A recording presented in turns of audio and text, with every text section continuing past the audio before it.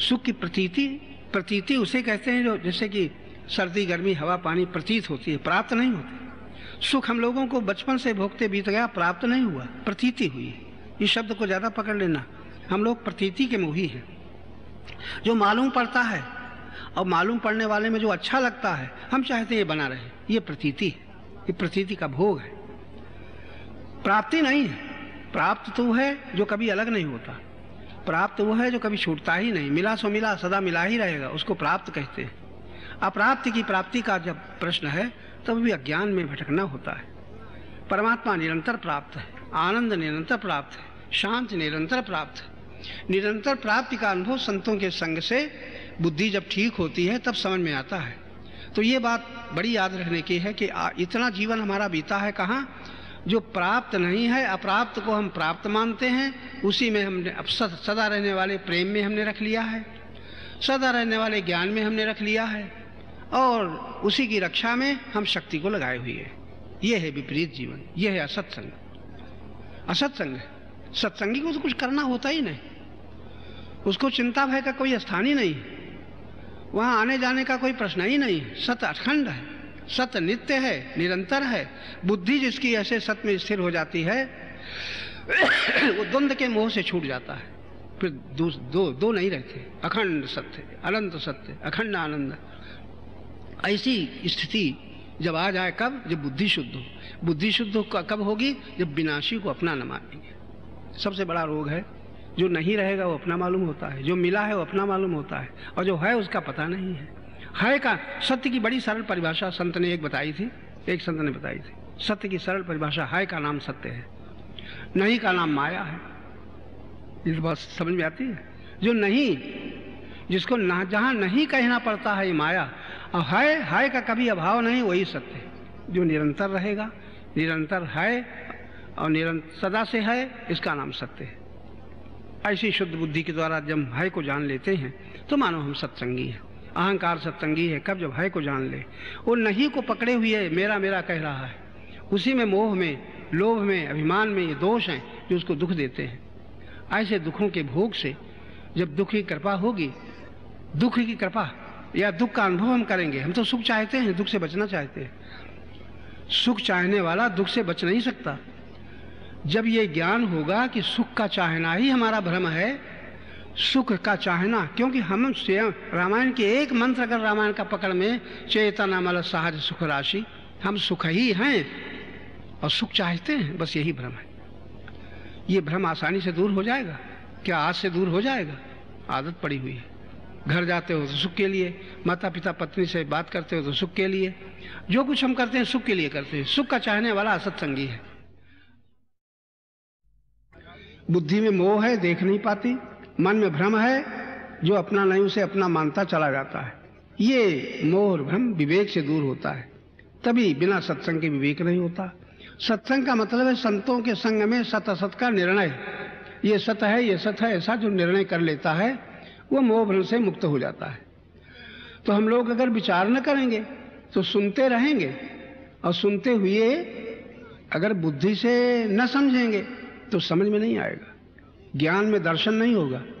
सुनना अच्छा लगता है, तीर्थ जाते हैं, मंदिर जाते हैं, देखते हैं, दर्शन करते हैं, कुल उदारता पूर्वक फल फूल भी चढ़ाते हैं, संतों महात्माओं से मिलते हैं, लेकिन बुद्धि अगर शुद्ध नहीं है तो संतों महात्माओं के संग से जो विवेक होना चाहिए, और जिस विवेक का परिणाम है होई विवेक मोह भ्रम भागा, बुद्धि का मोह दूर हो जाए, मन में भ्रम न रह जाए, तब अनुराग, तब प्रेम उसके प्रति होता है जिससे हमको मिला है।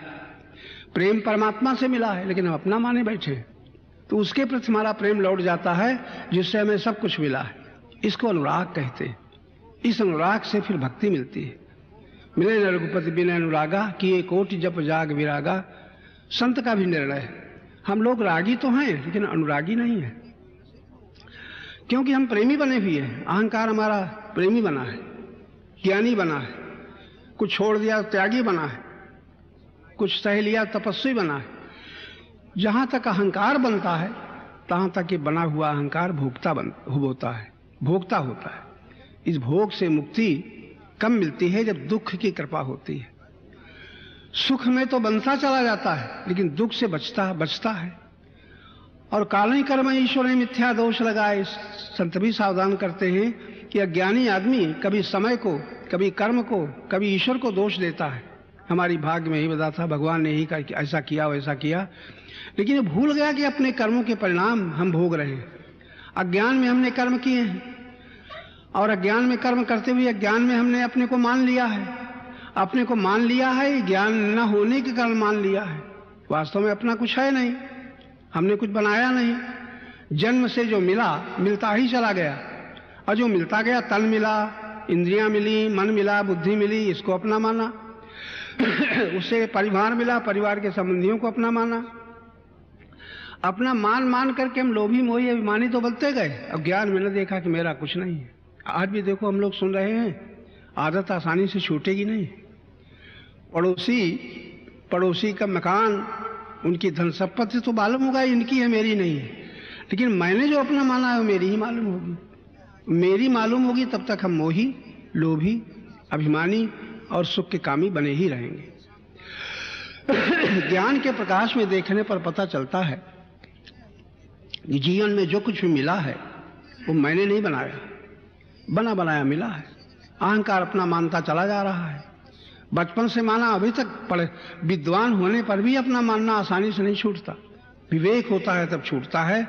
जो मिला है ये सब छूट जाएगा, और जो छूट जाएगा वो मेरा नहीं है। कभी न छूटे, जो हमको कभी न छोड़े वही अपना है। कितना छोटा सा शब्द है, जो हमको कभी न छोड़े, हमसे कभी न छूटे वो अपना है। और छूट जाए अपना और छोड़ दे तो अपना हो ही नहीं सकता। इसी से हम दुखी होते हैं। परमात्मा के पास दुख नहीं जो हमको देता है। हम अपने अज्ञान के कारण मोहवश दुखी होते हैं, लोभ के कारण दुखी होते हैं, अभिमान के कारण दुखी होते हैं, कामना के कारण दुखी होते हैं। जितने दुख हैं हम अपने दोषों के कारण दुखी हैं। इन दोषों की निवृत्ति अगर ज्ञान में हो जाए तो हमें कोई दुख दे ही नहीं सकता, लेकिन इसका प्रयास हम नहीं करते।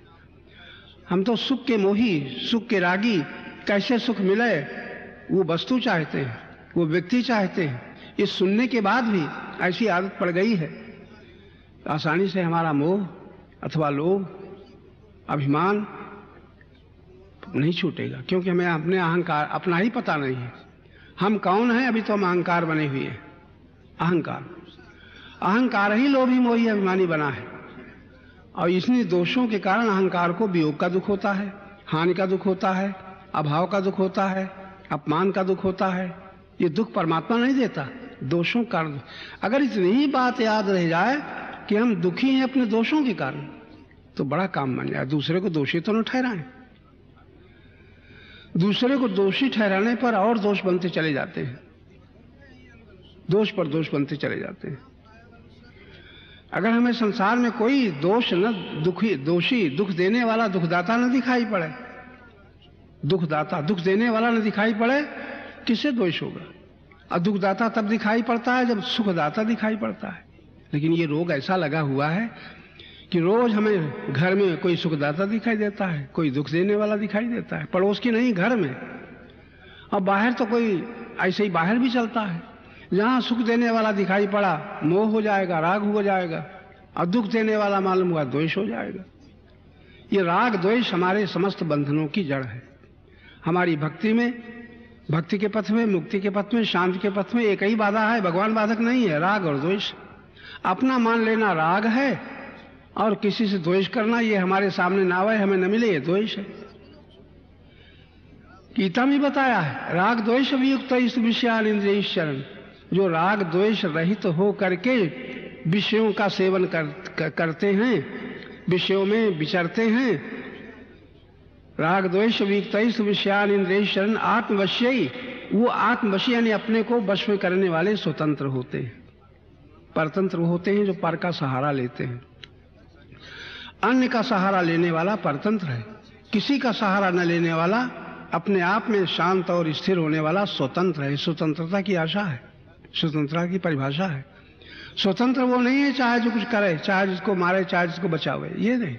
स्वतंत्र वो है जो अपना सुख किसी वस्तु पर, किसी व्यक्ति पर निर्भर नहीं करता, वो स्वतंत्र है, स्व में ही शांत है। लेकिन ये शब्द सुनने में बड़ा सरल लगता है। आदत पड़ गई है, इसके अनुसार जीवन बनाना बड़े बड़े पुरुषार्थ का काम है। स्वतंत्र भक्ति हम चाहते हैं, संत का निर्णय है भक्ति स्वतंत्र सकल सुख खानी। स्वतंत्र को भक्ति मिलती है। जो किसी वस्तु में अपना सुख निर्भर करता है, जो कि व्यक्ति को सुखदाता मानता है, वो स्वतंत्र नहीं हो सकता, वो वस्तु के अधीन रहेगा। जिसमें सुख मानेगा उसके अधीन रहना पड़ेगा। जिसको किसी में सुख न दिखाई पड़ेगा, कब? जब स्वयं जान लेगा मैं ही सुख। जैसे मिश्री की जो मिठास है, शक्कर की जो मिठास है, और शक्कर ये चाहने लग जाए मुझे शरबत बड़ा मीठा होता है, जलेबी मिठाई पेड़ा मीठे होते हैं, ये शक्कर का ज्ञान है। अपने ही मिठास में रस लेते हुए और किसी वस्तु को मीठा समझ लेना, ये अज्ञान है। वैसे अज्ञान हमारा, हम ही सुख हैं, हम सुख ही हैं, लेकिन हम दूसरे को सुखदाता मानते हैं। ऐसी आदत पड़ गई है कि सुनने के बाद भी छूट नहीं सकती आसानी से। आप लोग तो विद्वान हो, लेकिन घर जाके देखना ये छूट जाएगी। एक ही बात कुछ महीने लग जाए तो बहुत सस्ता है। किसी को सुखदाता न मानो, तब तुम्हें कोई दुखदाता न दिखाई पड़ेगा। ये बात कई बार सुनाई गई है कि सुख दुख सत्य नहीं है, मान लिया गया है। सुख दुख सत्य नहीं है नहीं, मान लिया है हमने, सुख दुख नहीं है नहीं। हम बुद्धिमान होकर के सुख दुख मानते हैं, बंधन में पड़े हैं। और एक पशु सुख दुख नहीं मानता, वो हमारे अपेक्षा मुक्त है, बस स्वतंत्र है। भक्ति स्वतंत्र है। भक्ति हम चिल्लाते हैं, जो स्वतंत्र है उसको भक्ति सुलभ होगी। स्वतंत्र कौन है? जो अपने सुख के लिए किसी का सहारा नहीं लेता, किसी को सुखदाता नहीं मानता, वो स्वतंत्र हो सकता है। रामायण का एक मंत्र, ईश्वर अंश, हम ईश्वर के अंश हैं। हम जीव हैं तो ईश्वर के अंश हैं, अविनाशी हैं, और मरने से डर लगता है, कहाँ ज्ञान हुआ? ईश्वर अंश जीव अविनाशी। हम चेतन हैं और हमारी बुद्धि में जड़ देह भरी पड़ी है। चेतन अमल सहज सुख राशि, सुख स्वरूप है हम, लेकिन अपने को भूल करके हम दूसरे को सुखदाता मानते हैं। और सुखदाता मानते हैं तो दुखदाता तो मानना ही पड़ेगा, अपने आप दुखदाता हो जाएगा। जिसको सुखदाता न दिखाई पड़ेगा, उसको दुख देने वाला भी न दिखाई पड़ेगा। तो सुख दुख मानने से होता है, सत्य नहीं है। जो मेरा मेरा मानते हैं कुछ भी मेरा नहीं है, मैंने मान लिया है तो मेरा मालूम होता है सत्य नहीं, माना हुआ है। तो ये तीन चीजें आप बराबर सुन चुके हो। परमात्मा से दूरी मानी हुई है, सुख दुख माना हुआ है, और संसार से सब संबंध माने हुए हैं। न संबंध सच्चे हैं, न परमात्मा से दूरी सत्य है, और न सुख दुख सत्य है। ये सुनने के बाद भी आदत पड़ गई है ना, तो आदत पड़ जाने पर वो आसानी से नहीं छूटती, अभ्यास हो गया है। बार बार मनन करें तब कहीं कुछ दिन में शायद सफलता मिल जाए, क्योंकि आदत हमारी शक्ति ही अभ्यास बन गई है। शक्ति का प्रयोग हमने गलत रास्ते पर किया है, सही रास्ते पर करने पर अभ्यास बाधक होगा। हिंदी बोलते हैं और पंजाब में जाएं एकदम हिंदी नहीं बोल सकते, अभ्यास करना पड़ेगा। बंगाल में जाएं तो बंगाली नहीं बोल सकते, अभ्यास करना पड़ेगा। हिंदी का अभ्यास है। तो जिसको हम बार बार दोहराते हैं वो अभ्यास हो गया है। अच्छा, हम बार बार क्या दोहराते हैं? मेरा मेरा। ये बार बार बचपन से दोहराते चले आ रहे हैं। गीता पढ़ते हैं, कह भी देते हैं संसार में कुछ भी अपना नहीं है, सब माया है, सब झूठा है, लेकिन अभ्यास इतने कहने से तो नहीं छूटता। मेरा मेरा का अभ्यास पड़ गया है। मेरा धन, मेरा मकान, मेरा परिवार, ये मेरा पने का जो अभ्यास है, ये बहुत दिन कोई सोचे मेरा कुछ नहीं, तब कहीं छूटेगा। संत कहते हैं जब होश आता है, मेरा मुझ में कुछ नहीं, जो कुछ है से तोर, तेरा तुझको सौंपते क्या लागत है मोर। मैंने क्या दिया? लोग कहते हैं मैंने सब समर्पण कर दिया। था भी अपना कुछ समर्पण के लिए, जन्म से सब मिला तो अपना क्या है? लेकिन ये जानने पर भी, बुद्धि से समझ में आने पर भी अभ्यास नहीं छूटता। अभ्यास के कारण हम दुखी सुखी होते हैं, अभ्यास के कारण हम बंधन में पड़े हैं। गीता में भी भगवान ने सावधान किया है, अभ्यास बदल दो। कर्माभ्यास है, भावाभ्यास है, ज्ञानाभ्यास है। जो बार बार दोहराया है, बोलना, देखना, सुनना, खाना पीना, जो दोहराया है उसका अभ्यास हो गया है। विचार नहीं किया ये अभ्यास गलत है कि सही है, अभ्यास तो अभ्यास, हमारा अभ्यास है, हम करते हैं, हम बोलते हैं, हम खाते हैं, हम चलते हैं, हम देते हैं, लेते हैं। भला बुरा दोनों अभ्यास है। बुराई का भी अभ्यास है, आसानी से न छूटेगा। भलाई का अभ्यास है, वो भी न छूटेगा। जिसको देने की आदत है उसको लेना बड़ा कठिन है, लेने की आदत देना बड़ा कठिन है। इसलिए अभ्यास, भगवान जब इस बात का अध्ययन करते हैं जीव की दशा का, तो बड़ा सुंदर संदेश दिया है। अभ्यास योग युक्तेन चेतसा नान्यगामिना, ये बड़ी सुंदर प्रेरणा है। अभ्यास तो हो ही गया है। असत, जितना अभ्यास है सब असत से संबंधित है।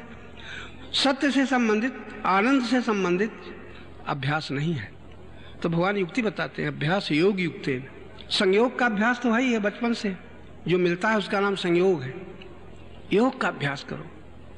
जो मिलता है उसको संयोग कहते हैं, और मिलने के पहले और छूटने के बाद जो बना रहता है उसको योग कहते हैं। योग शब्द का ये अर्थ है, मिलने के पहले जो था और छूटने के बाद भी जो रहेगा उसका नाम योग है। योग है सत्य से, सत्य है अखंड। उस योग में खंडित नहीं, योग खंडित नहीं होता। विनाशी के संयोग में बाधा पड़ती है, अविनाशी के योग में कोई बाधा नहीं है, अगर ज्ञान में देखना आ जाए तो अभ्यास योग युक्त है। भगवान परम गुरु भगवान बताते हैं योग का अभ्यास करो, वो तो निरंतर है ही। संयोग का अभ्यास छोड़ने के लिए निरंतर जो है उससे, उसके होने की याद करो, ये अभ्यास हो जाए। लेकिन शर्त एक रख दी, चेतसा नान्यगामिना, अन्य की ओर चित्त को न जाने दो। जो अन्य है उसका अभ्यास झूठा अभ्यास होगा, जो निरंतर है उसका अभ्यास योगाभ्यास होगा। अन्य की ओर चित्त न जाने दो, तब क्या होगा? जब अन्य की ओर, दूसरे की ओर, अपने से भिन्न में चित्त न जाएगा तो योग का अनुभव होगा। योग है परमात्मा से, उस योग के अनुभव में परमानंद कहो या परम पुरुष कहो या परमात्मा कहो, उसकी अनुभूति होगी। ये इसका फल है योगाभ्यास का। तो योग का अभ्यास नहीं है, संयोग का अभ्यास है। संयोग का अभ्यास से हम भोगी बने हैं, योग के अभ्यास से हम योगा अनुभव करेंगे, इतना फर्क है। ये अपने संकल्प पर है। संकल्प किया तो आज आप यहाँ आ गए, अभी संकल्प करोगे तो घर जाओगे। बाल्यकाल से बुढ़ापे तक हम संकल्प के ही के द्वारा यात्रा किया करते हैं। बड़ी विचित्र बात है, समझ में नहीं आता कौन हमें चला रहा है। संकल्प की उत्पत्ति होती है संग से, और संग जो है, जितना भी संग है, जो संग से संकल्प की उत्पत्ति होती है, वो संग है संसार का, विनाशी का, परिवर्तनशील का। एक संग ऐसा है जो होता नहीं है ही, उसको योग कहते हैं। संयोग और योग, अपने से भिन्न से जो मिलन होता है वो संयोग है। जो अपने से कभी भिन्न होता ही नहीं उसका है योग। उस योग का अनुभव करना योगाभ्यास कहलाता है। हम योगाभ्यास का मतलब है आसन, यम नियम आसन, प्राणायाम, ये समाधि इत्यादि, ये तो अभ्यास हमारे अहंकार की कृतियां हैं। योग का अभ्यास जो है निरंतर योग है, उसकी स्मृति का बार बार स्मरण करना अभ्यास कहा जाएगा, योगाभ्यास। संयोगाभ्यास तो रहता है बचपन से, जहां मेरा कहा था संयोगाभ्यास है। अब मेरा कुछ नहीं याद आता, अब योगाभ्यास चल रहा है। जब मेरा कुछ नहीं याद आता तो जो बचा है वो सत्य है, वो सत्य अखंड है, अनंत है, अभी है, यही है, सदा से है।